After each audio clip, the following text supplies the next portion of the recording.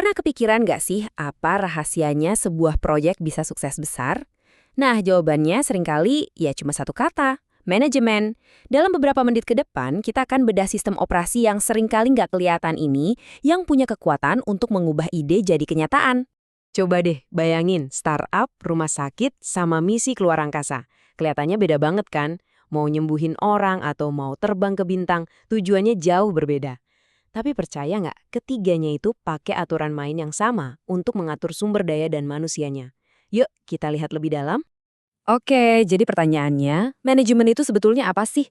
Biar ngerti, yuk kita lihat gimana definisinya berkembang dari waktu ke waktu, dari yang tadinya dianggap tugas simpel, sampai jadi sebuah sistem yang kompleks. Dulu nih, kalau kita ngomongin manajemen, mungkin yang kebayang cuma bos yang kerjaannya nyuruh-nyuruh doang. Tapi pandangan modern jauh lebih dari itu. Sekarang, manajemen itu dianggap sebagai mesin inti, penggerak utama yang bikin seluruh organisasi berjalan.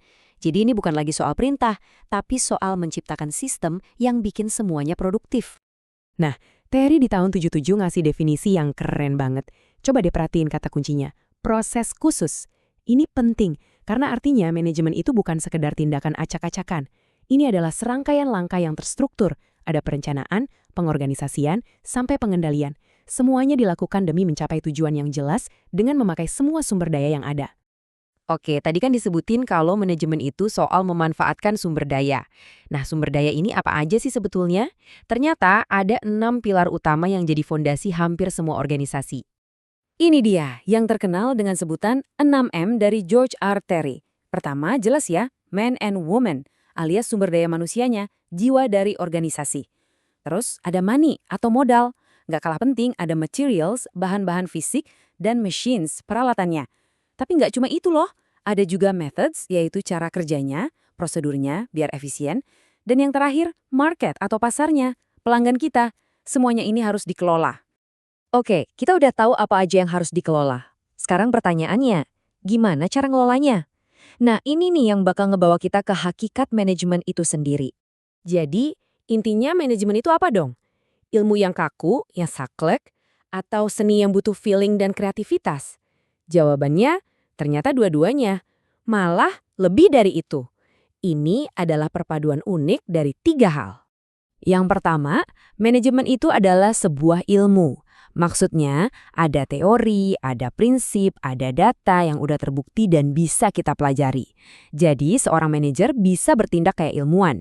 Pakai pengetahuan ini buat ambil keputusan yang logis, bukan asal-asalan. Tapi, kalau cuman ngandelin teori aja ya nggak cukup. Makanya, manajemen itu juga sebuah seni. Ini soal gimana seorang manajer pakai kreativitasnya, intuisinya, bahkan skill komunikasinya buat ngadepin situasi-situasi tak terduga yang nggak ada di buku manual. Dan yang terakhir, yang ketiga, manajemen adalah sebuah proses. Maksudnya gimana? Ini bukan proyek yang ada tanggal selesainya, bukan start dan finish, tapi ini adalah sebuah siklus yang jalan terus-menerus.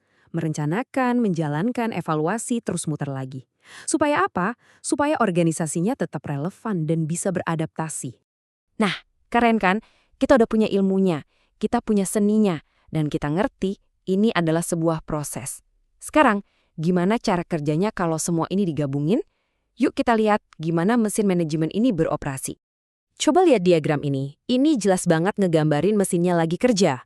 Di sisi kiri, itu ada 6M tadi. Anggap aja itu bahan bakarnya, inputnya. Terus, bahan bakar ini diproses lewat 4 fungsi inti manajemen. Perencanaan, pengorganisasian, penggerakan, dan pengendalian. Dan apa hasilnya?